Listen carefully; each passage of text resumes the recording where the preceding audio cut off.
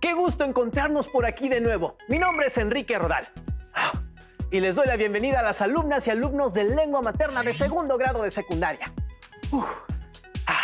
Antes de iniciar, les recuerdo que debemos seguir cuidándonos, lavando frecuentemente nuestras manos con agua y abundante jabón, usando el cubrebocas adecuadamente de forma que proteja nariz y boca. Y guardar y pedir la sana distancia. La salud es lo primero. Además, ¿ya hicieron algo de ejercicio? Recuerden que mente sana en cuerpo sano. Soy el profesor Fernando Santamaría Gutiérrez y efectivamente es un gusto encontrarnos por aquí en una sesión más de Lengua Materna 2.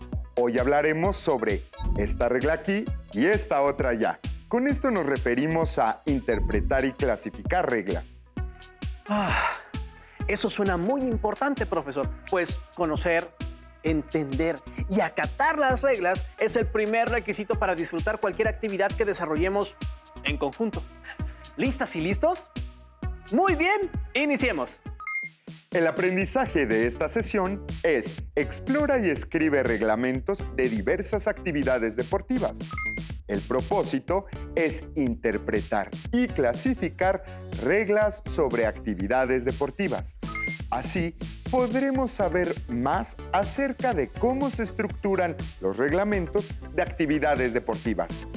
Los materiales que van a necesitar para esta sesión son su siempre confiable cuaderno y lápiz o bolígrafo para que puedan tomar notas.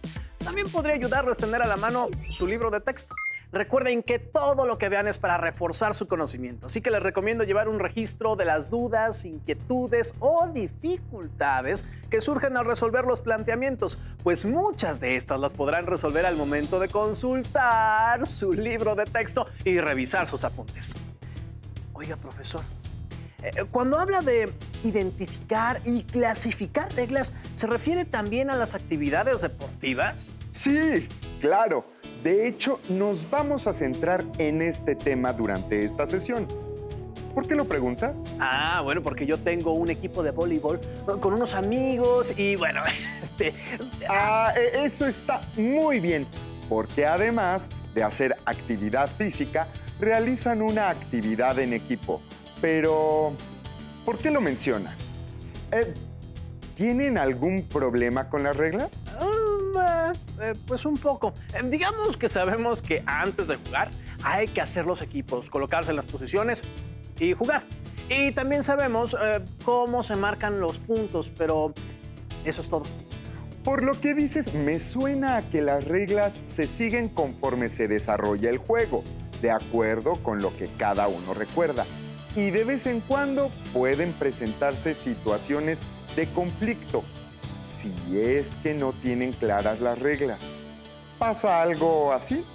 Sí, profesor, exactamente. De pronto resulta que alguien estaba mal parado al momento de sacar, o la pelota bota fuera de la cancha y no sabemos bien a quién marcarle la falta.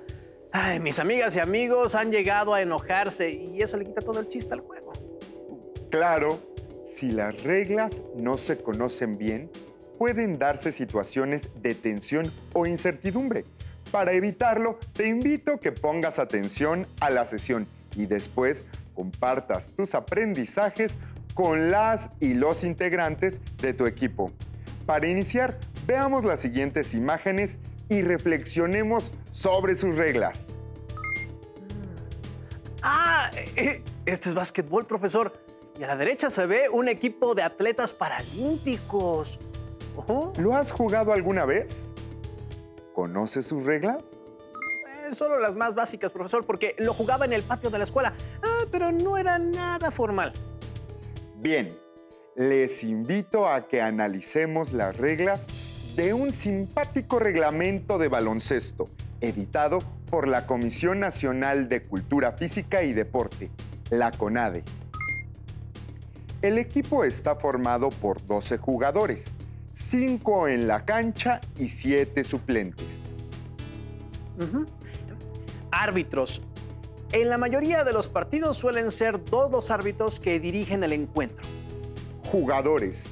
El entrenador puede cambiar a los jugadores las veces que requiera, aprovechando las interrupciones del juego. Mesa de anotadores. La mesa de anotadores está integrada por el anotador, el cronometrador, el operador de la regla de los 24 segundos y, si lo hay, el comisario. Desde esta mesa se lleva el control de todas las incidencias del partido.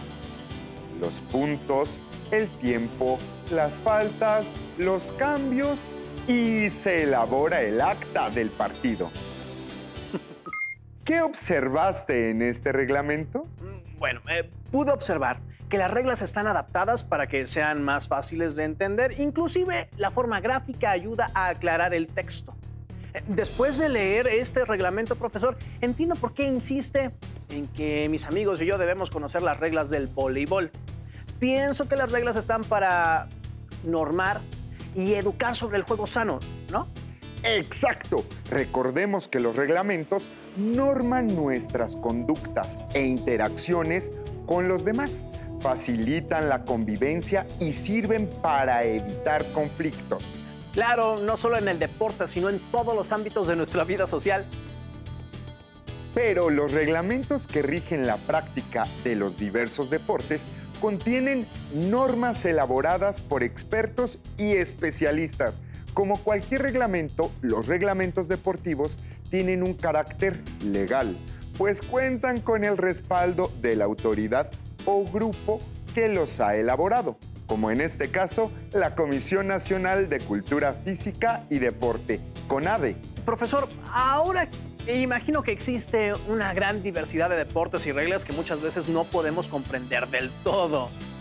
Así es, todos los reglamentos buscan regular las formas del juego y muchas veces debemos interpretar correctamente estas reglas. A ver, profesor. Pero eso suena raro, ¿no? ¿Cómo está eso de que debemos interpretar las reglas? Casi siempre, porque en muchas ocasiones no estamos familiarizados con el lenguaje en que están escritas y debemos leerlas, analizarlas y llevarlas a un lenguaje y una situación que nos sean familiares.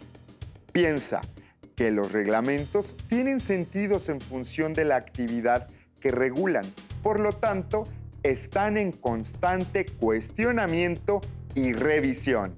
Como en el ejemplo de mi equipo de voleibol, que si tuviéramos a la mano un reglamento y lo consultamos cada vez que nos topamos con una situación que no sabemos si es válida o no, estaríamos interpretando y actualizando en cada partido o casi. Exactamente. Los reglamentos no son textos que existen por sí mismos, sino que justamente para que los deportistas o los aficionados a una actividad puedan acudir a ellos en caso de dudas. Por otro lado, conocer e interpretar correctamente las reglas nos ayudará también a clasificarlas. Como en el reglamento que leímos que agrupaba las reglas de árbitros, de jugadores, de mesa de anotadores y así. Así es, para comprender mejor, vamos a pedirle a nuestras alumnas y alumnos que vean el siguiente video y anoten en su cuaderno qué reglas conocen de este deporte. Vamos.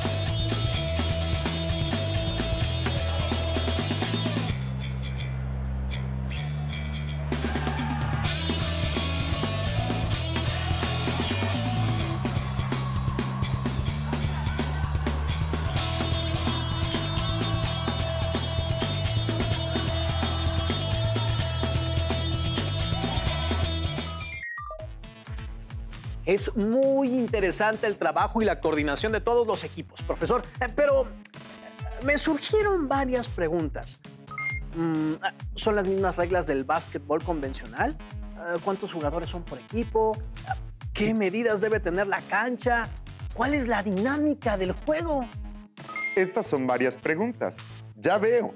No puedo dar respuestas a tus preguntas porque, igual que tú, desconozco las reglas de esta modalidad específica. Cada actividad deportiva tiene sus propios parámetros con los que se desarrolla el juego. ¿Eso quiere decir que debemos resolver nuestras dudas al leer el reglamento?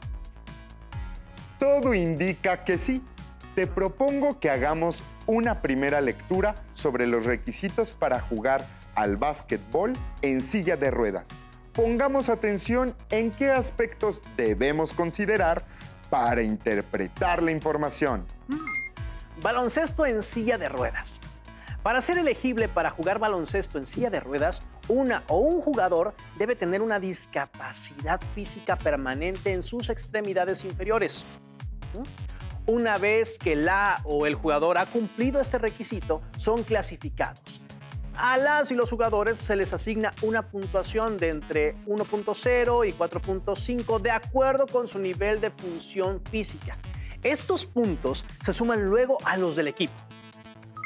Ahora que ya leímos uno de los principios básicos para poder formar un equipo de básquetbol en silla de ruedas, ¿qué aspectos crees debemos considerar para interpretar nuestras reglas? Me parece un poco complicado porque me di cuenta de que no se trata solo de leer.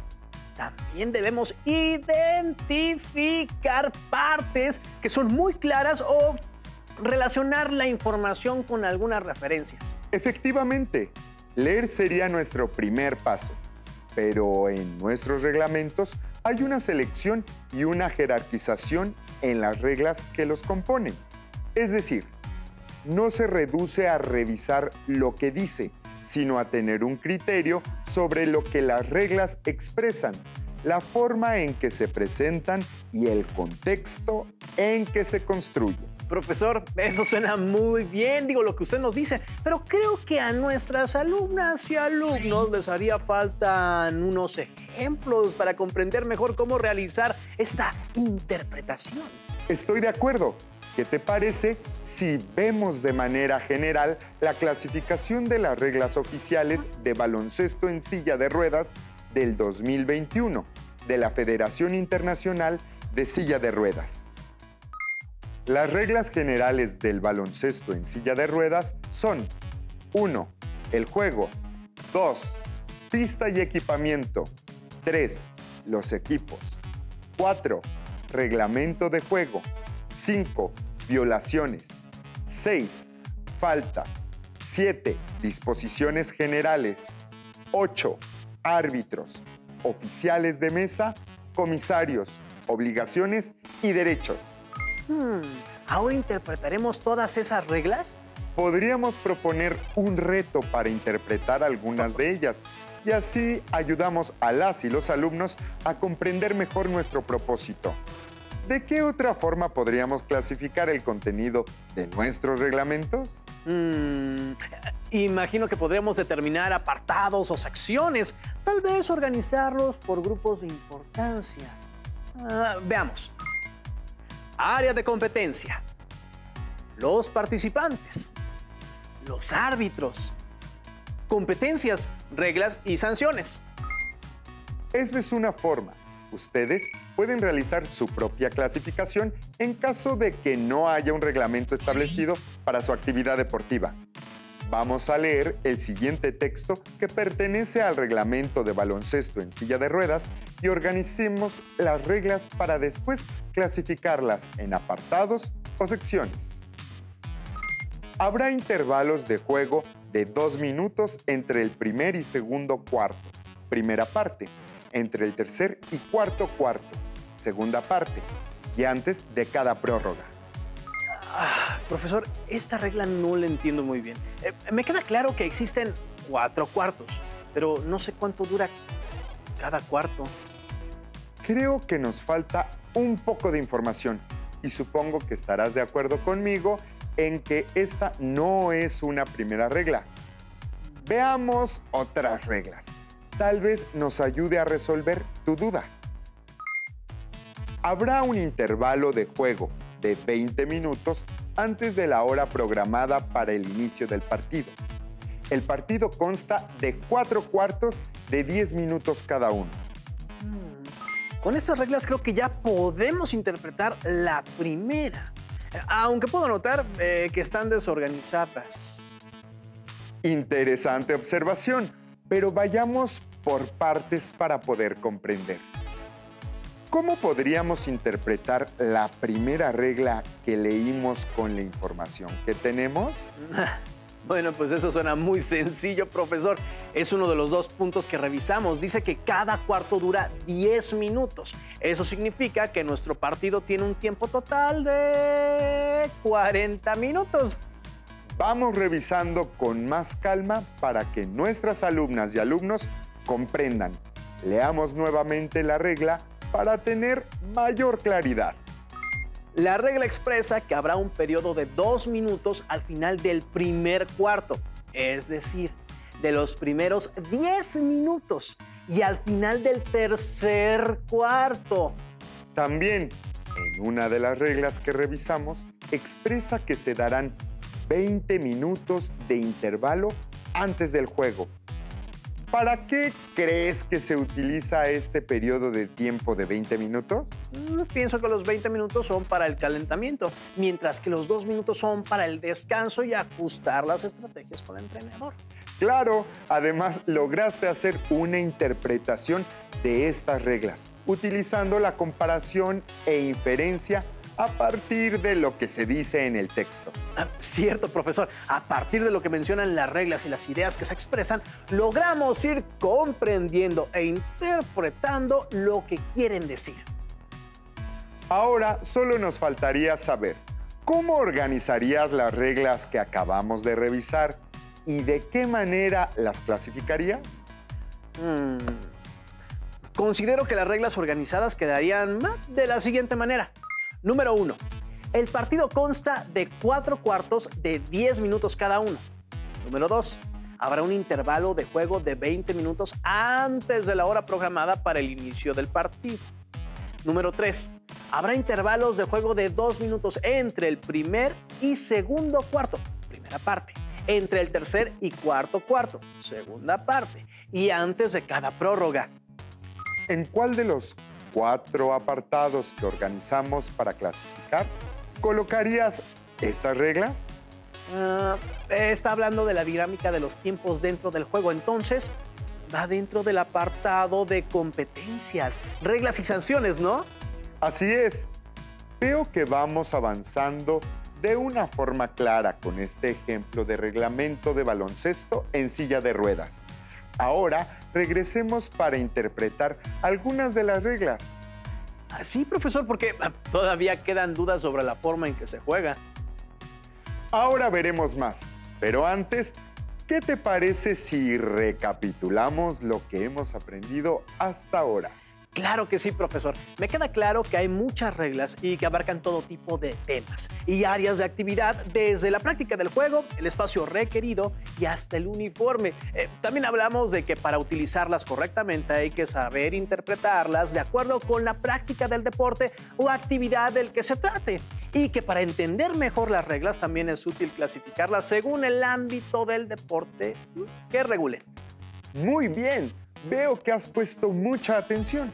¿Qué te parece si seguimos con nuestro análisis de las reglas del básquetbol? ¿Podemos hablar sobre la cancha, profesor? He visto que está dividida por varias líneas, pero no sé qué indica cada una.